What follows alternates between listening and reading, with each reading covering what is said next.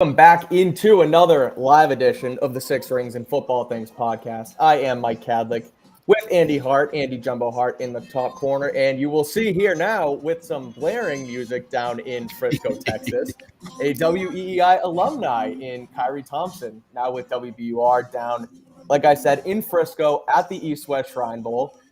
Here to give us some, quick hit thoughts on what the heck's going down there. So, Khari, thank you so much for joining us. We appreciate you coming on. Yeah, I appreciate it. Thank you. Bear with me for the music. I was just trying to find as quick a place as I could get to so that we could talk about this stuff. I'm right down the street from the Star, the indoor facility where Shrine Bowl practices have been taking place. It's really cool. I would recommend it. If there are any other events down here, if they do the Shrine Bowl here in the future, come down and give this a shot. It's a good joint. Awesome. So, Khari, the Shrine Bowl itself, I've never actually attended. And I'm just wondering, sort of paint a picture in terms of media, prospects, access, just a general overview of what a day in the practice field of the Shrine Bowl is like. So it's definitely less involved than I would say, maybe the Senior Bowl. It's a little bit of a bigger production. There's a decent amount of media, but really mostly what you see there, at least from what I can see, are scouts, agents, team personnel. There are a lot of people there to check out these players. And, the guys that you see down here at the Shrine Bowl most of them probably aren't going to be first round picks. They're going to be guys that you get on day 2 and day 3. Some of them will be undrafted free agents. Some of them might play in the CFL or the whatever the new league that The Rock just put together or what have you. But I tell you what, man, the vibe here is just people who are just junkies for football. Like I gotta say it. I mean, this isn't like the combine where it's only the select few, the stars of the stars, or like the guys that they think are gonna make waves and headlines. It's people out there scrapping and competing, and guys and team personnel that are here trying to teach these young fellas how to get better, try to get them noticed. It is a kind of pure football environment, and the fun thing about it too is that unlike most of our training camp practices that we go to, or Senior Bowls, or what have you, we get to be on the field with these guys on the sidelines, up close and personal, scouting them. And when they come off the field, you can just grab one of them and be like, hey, can I get you for a second before you go back to the locker room and talk to any of these guys that you want. It is, in terms of media access, it doesn't get better or more accessible than this. So you mentioned, like how it's, maybe some later round picks, guys who might not get noticed, like, they kind of, call it, obviously, sounds like they call it the Shrine Bowl for a reason, kind of putting a shine on some guys that shrine, whatever you want to call it, that don't get as much, I guess, attention. That was a heart attempt at a dad joke. I really appreciate it. Seriously. I'm rubbing off on him. I was gonna say, I'm sure you don't it's not great.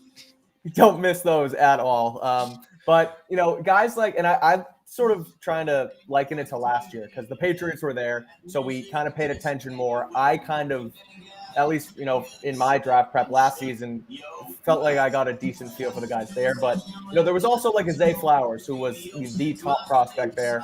And the Patriots ended up getting Mario Douglas out of it. And so, wow, that is really bumping now, huh? I know, it's bumping, yeah. I like it. All right, so Zay Flowers, first round pick, Demario Douglas, Patriots get. But I'm curious, before we get into like Patriots fits and people who could be potential Patriots, just who are like the top prospects at this bowl that we should really get to know. Like my mind goes to Mahogany from BC, but who else is out there? We're gonna talk about him.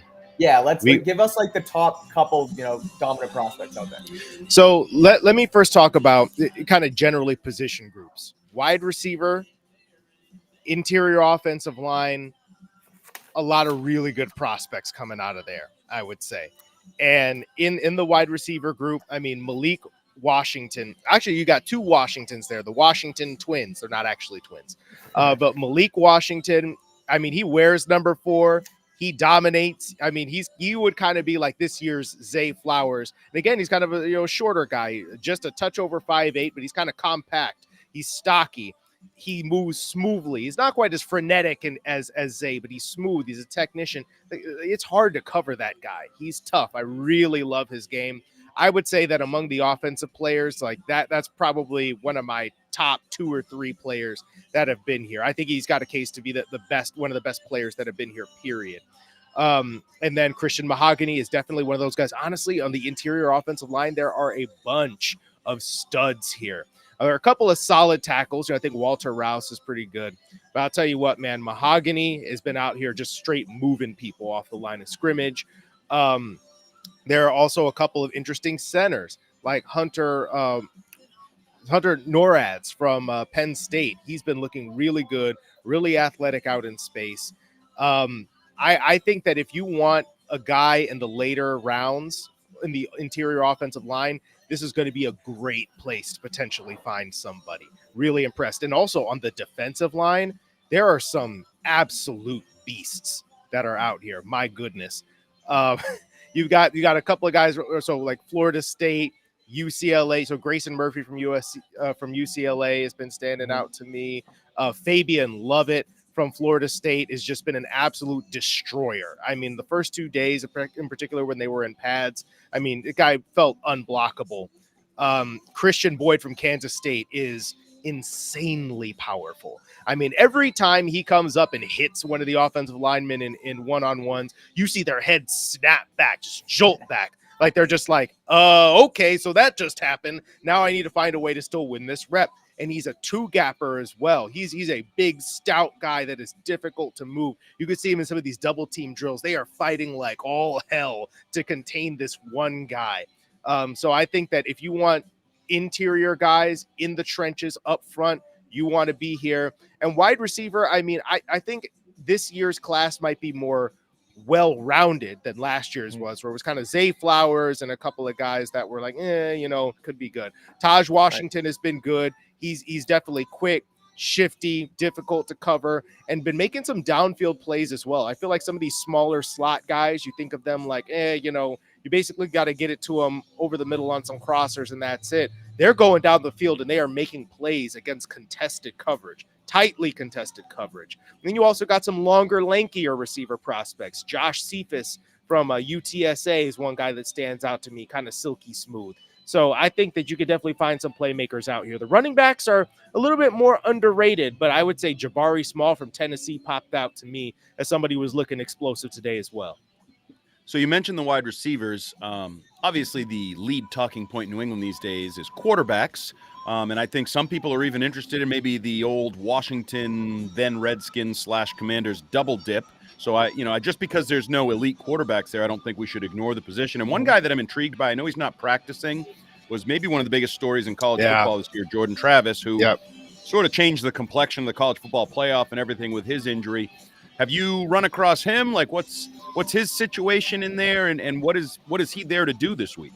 So we haven't seen a whole lot of him. I think I did see him yesterday on the sidelines briefly. But obviously he suffered a pretty gruesome leg injury. He looked like he's walking around, okay, he got that worked on. But he sounds like a guy that could probably, given when the injury happened, if he recovers just fine, he's probably a guy who can get off like the PUP list or something like that this year. And he could, potentially start practicing and getting his legs under him. Of course, you might just get the medical red shirt and then you go from there. But I think teams are very intrigued by him. I've heard of at least one team that is considering him kind of later on in say like round 4 or 5 and could view him as a potential steal as a developmental backup option. I would say that the quarterbacks by and large, as a group haven't been that impressive. But one guy that I have liked, there are a couple guys that I've liked John Reese Plumlee. He's had a nice deep ball connection with a couple of these guys, and Plumlee's coming out of UCF.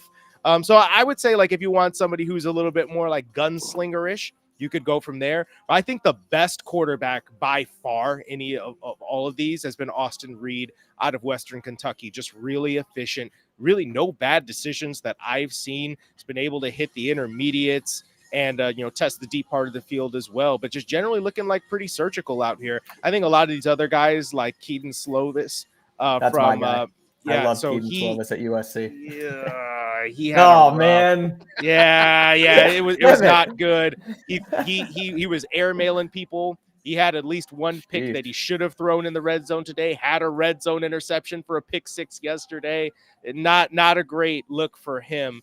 And then, of course, there's Talia Tagovailoa, who's here, who I don't know. I think he's been okay, but he does not necessarily standing out. He's not as big as Tua, but I think he's got a little bit of that field general sort of feel that Tua has.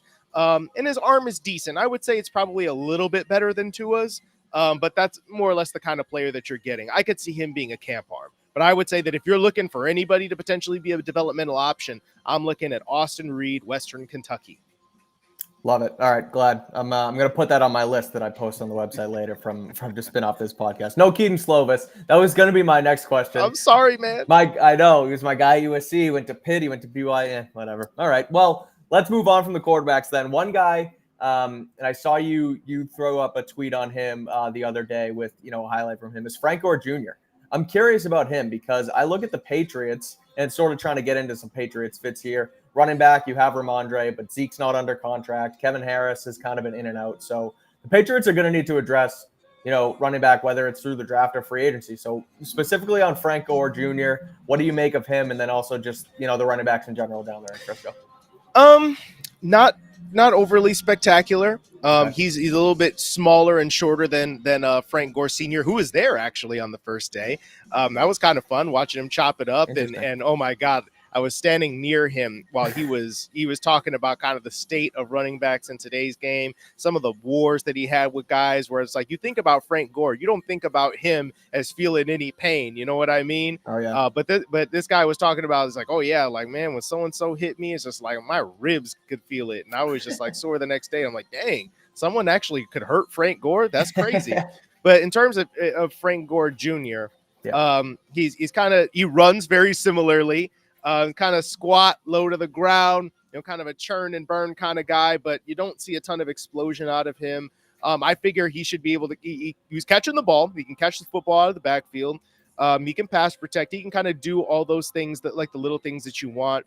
But he's probably going to be a guy who's going to, flit around a little bit on some rosters. And I don't know how much burn he'll get. But then again, I think people thought the same thing about Frank Gore. He ended up being one of the greatest running backs of all time. So, I mean, you never want to count guys out.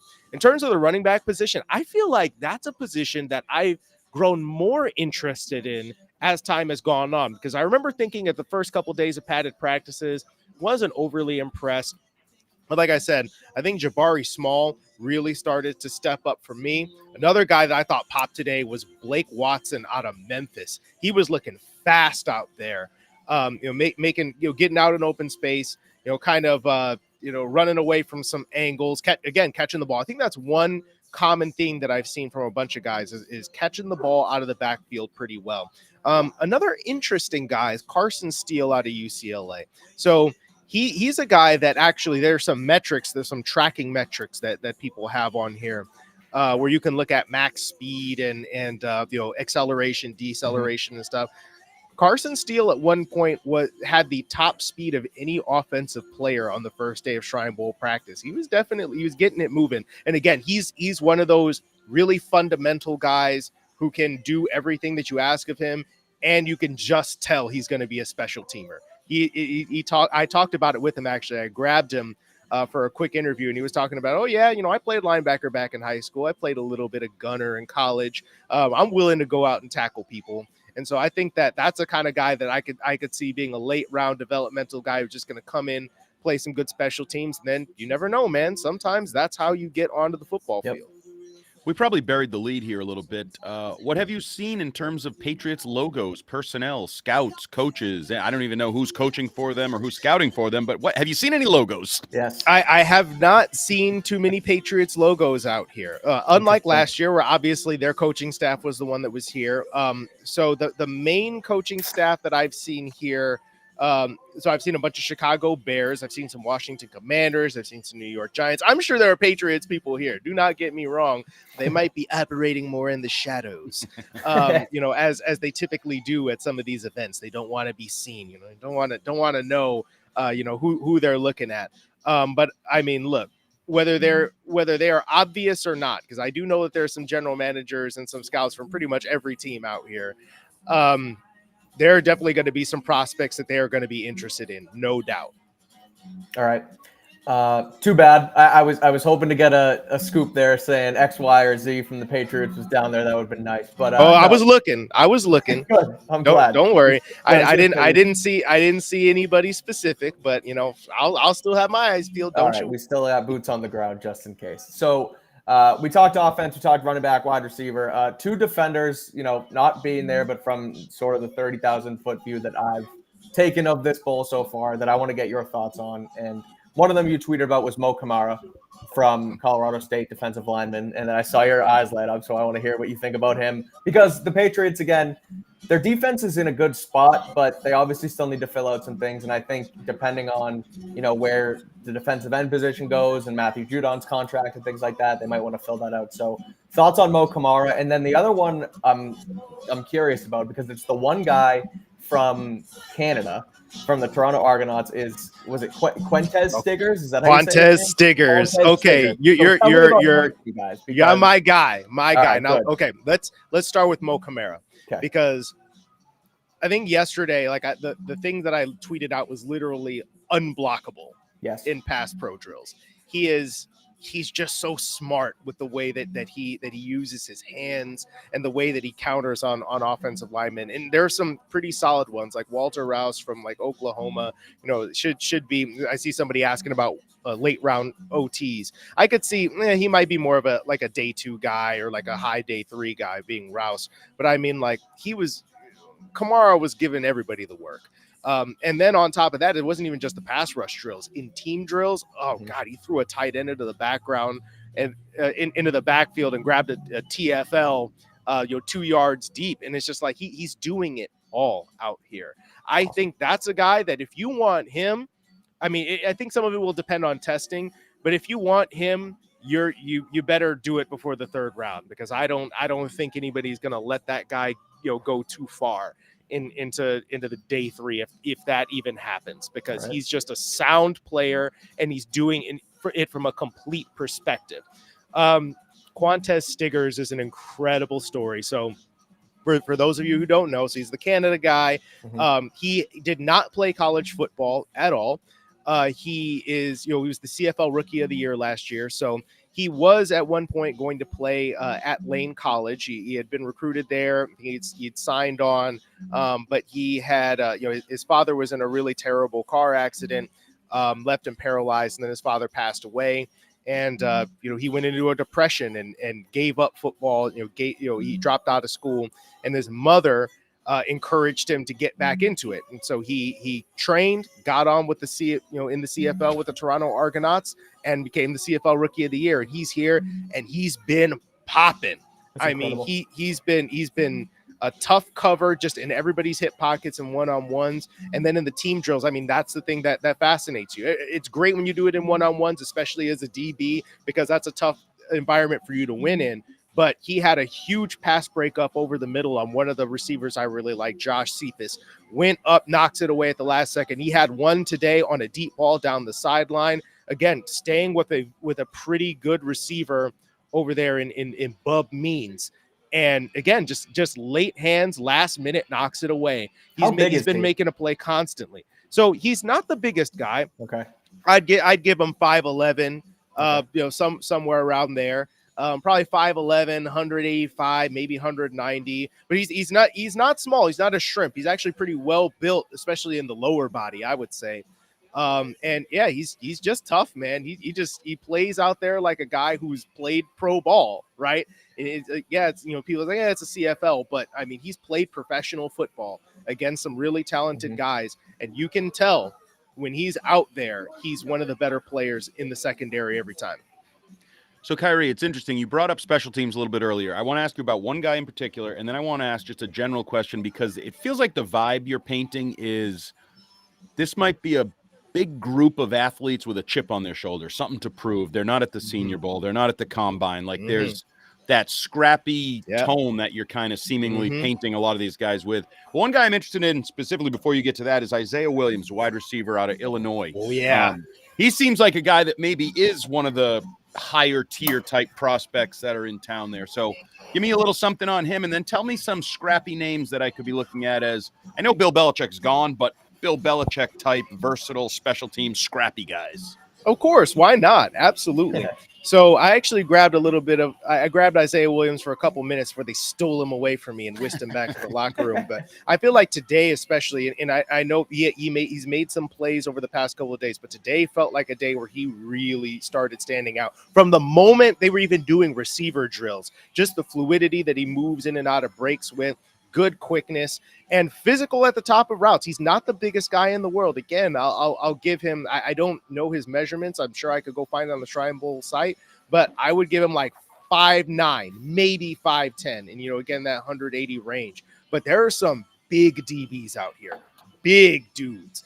And at the top of the route, he's creating space, disengaging, making some tough grabs. And then look, over the middle, he's been tough. He goes and tracks the ball very well. He could track the ball down the sidelines, make some nice plays as well. So I think he's just been finding ways to get open by hook or by crook. And one thing that I talked about with him is just like what fundamentally has been your focus. And he talked about cutting down on his splits, or kind of understanding the NFL splits versus college splits. And I think you can see the way that he's mentally manipulating some of that space in a different way, learning how to do it on the fly. I'm really impressed with what he's been doing. I think that could absolutely be sort of a mid-round sort of receiver that could become one of your next Patriots slot guys. Nice. Good little juice to that. In terms of some of these other guys, one guy that I found that I really enjoy, his name is Dadrian Taylor Demerson. He is out of Texas Tech, cornerback, but he's playing a bit of everything. And he played a lot of safety yesterday. He played some nickel corner. He said that coaches have really been trying to emphasize him playing the nickel position because that's where they see him being a good fit at the next level. But I mean, they call him Rabbit. I mean, he is literally always bouncing around. He's always chirping. He's always active. He had himself a pick 6 yesterday in practice. And again, he's just scrappy, man. Like, for example, he's one of the few guys that I have seen this entire time who's actually won a battle with Malik Washington in the slot. And I think that he's absolutely that kind of do everything guy. He's smart. He's one of the loudest communicators out there. He knows where everybody is supposed to be. He wants to make sure everybody is on the same page. I think I think he would fit in so well with New England. I feel like Gerard Mayo, they have a chance of really loving that guy. It's kind of like if you were to grab sort of like a louder version of Miles Bryant with a little bit more upside. All right. I like it. All right. Before we let you go, Andy, I have one question that's non-Shrine Bowl related for Khari, but I want to make sure you get all your Shrine Bowl questions in if you have them. No, I'm good. And now I'm intrigued by what this random personal question is. No. It's a football question. It's just not a Shrine Bowl question. And it's NFL related because Khari's a Bears guy, Bears fan. I knew it was coming. In Chicago. I felt it. Yes, of course. And so Patriots, Bears, top of the draft, Justin Fields, Drake May, Caleb Williams, Mac Jones, all of this. I want to get your thoughts on the entire situation. We saw the Bears tweet the JF1 tweet the other day, and everyone went crazy thinking that they're going to pack Fields.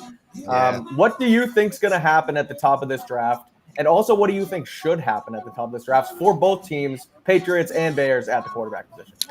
Well, I think the answers are related. And I think that what the Bears will do and what they should do is draft Caleb Williams and trade Justin Fields. I think if you're – and it's tough for me to say that because I'm somebody who still does believe that Justin Fields will get better and that even if the stat line wasn't improving, his actual play and processing was improving as he kind of gained more trust in DJ Moore and some of the guys he was throwing to. I feel like that was just absent earlier in the year.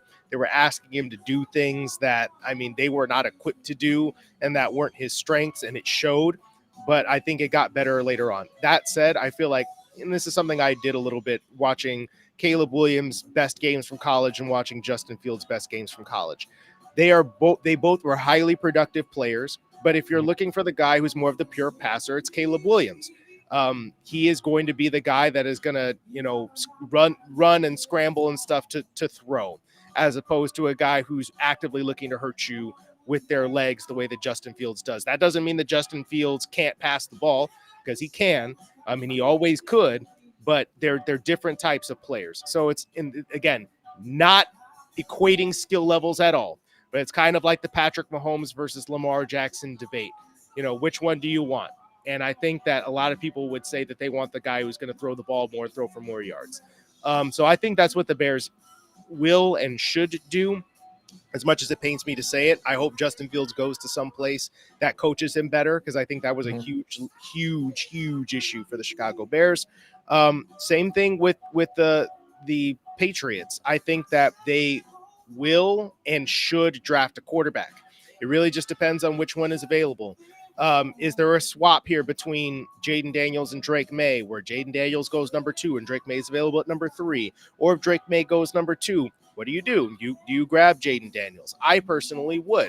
I think that he's, again, I was talking to somebody about this earlier. Yeah, he was kind of a one read and run quarterback. But the thing is, if you lean into that as a rookie, you can work with that while you build up the rest of the skills. Part of the problem is when people take guys and it's like, I'm going to make you play my system. I'm going to make you play the way I want you to play, instead of creating a system in which they can play the way that they can play, the way that's good for them. And then you build off of that. It's really unfortunate to see the way Mac Jones was handled, because you can look at it and say he wasn't the most talented guy, and maybe this was always going to be the course of his career, trending towards a backup. But to see him succeed as a rookie, and then you yank that entire foundation out from underneath him, and it all just goes to hell, is really unfortunate to watch. And I just would say that,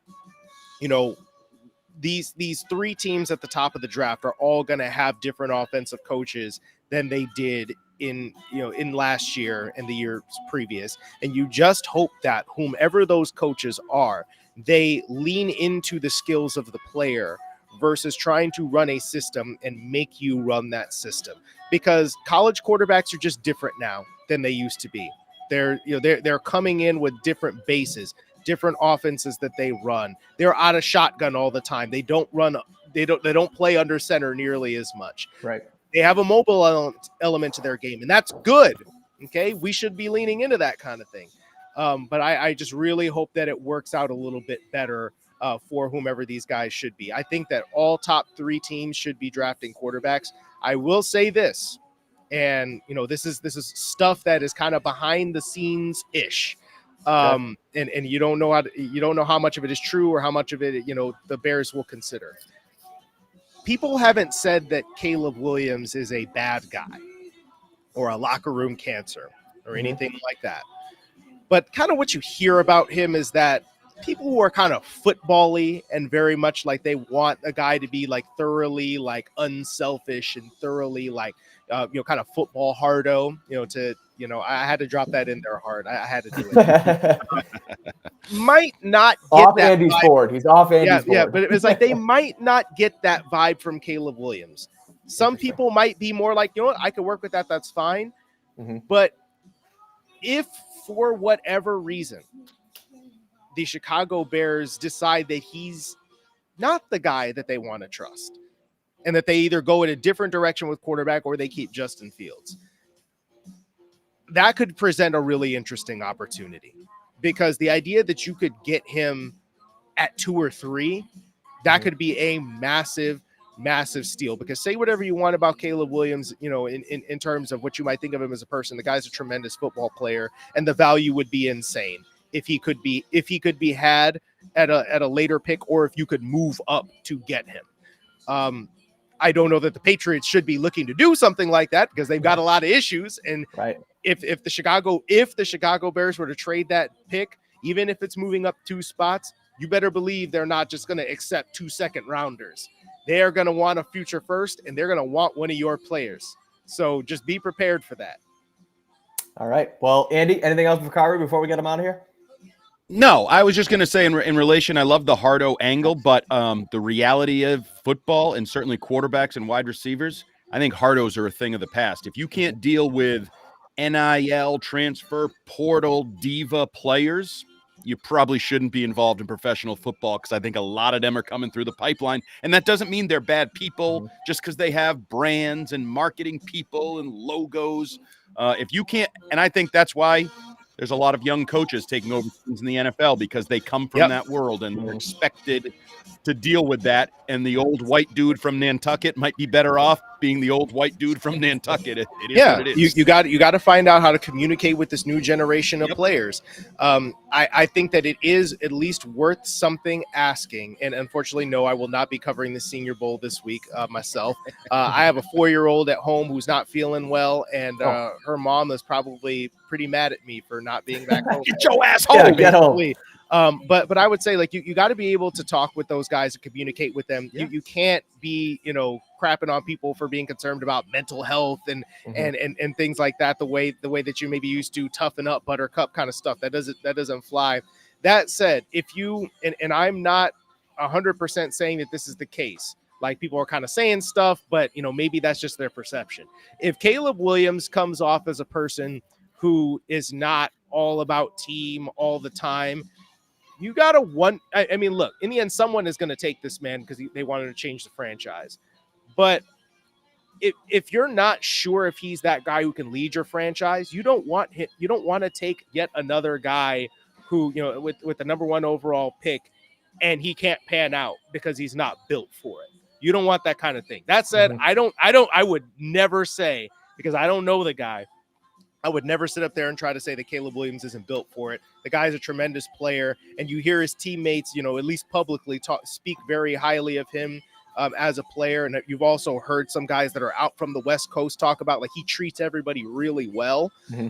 So I think that some of the character concerns are probably overblown with Caleb. I'm just saying it's one of those things where if there's a situation where Ryan Poles, for whatever reason, says, you know what, I just feel like I believe in Justin Fields and his character more, and that pick becomes available, feeding frenzy. And the Patriots could be in a good position to take advantage of it if they so desired.